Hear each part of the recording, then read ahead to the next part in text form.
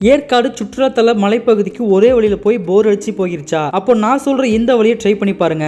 ஏற்காடு வழினாலே நம்மள அதிக பேருக்கு சேலத்துல இருந்து அஸ்தம்பட்டி கோரிமேடு வழி தான் ஞாபகம் வரும். நான் சொல்ற இந்த வழி சேலத்துல இருந்து அம்மாப்பேட்டை அயோத்தியப்பட்டினம் வழியா குப்பனூர் ரீச் பண்ணி ஏற்காடு போற வழிதான். காலையில 8:15க்கு கிளம்புற நம்மளுடைய தமிழக அரசு பேருந்து சேலம் புதிய பேருந்து நிலையத்தில இருந்து அம்மாப்பேட்டை வந்தடைஞ்சு அம்மாப்பேட்டையில இருந்து மேட்டுப்பட்டி தாதனூர் வலசையூர் சுக்கம்பட்டி வழியா குப்பனூர் வந்தடையுது. குப்பனூர்ல 10 நிமிட உணவு இடைவேளைக்கு அப்புறம் அங்கிருந்து கிளம்பி ஏற்காடு அடிவார பகுதியை வந்தடையுது. அடிவார பகுதியில் அமைஞ்சிருக்கிற வனத்துறை சோதனை சாவடியில வாகனங்கள் முறையா பரிசோதனை பண்ண பிறகு மேல போக அனுமதி வழங்கப்படுது. அடிவார பகுதியிலிருந்து கொட்டச்சேடு பகுதியை நோக்கி பேருந்து போய்கிட்டு இருக்கு. அடிவார பகுதியிலிருந்து கொட்டச்சேடு போறதுக்கு 10 கிலோமீட்டர் பயண தூரமா வருது. இந்த 10 கிலோமீட்டர்ல அதிகமான வளைவுகளையும் அழகான வியூ பாயிண்ட்களையும் அடர்ந்த வனப்பகுதியிலையும் பார்க்க முடியுது.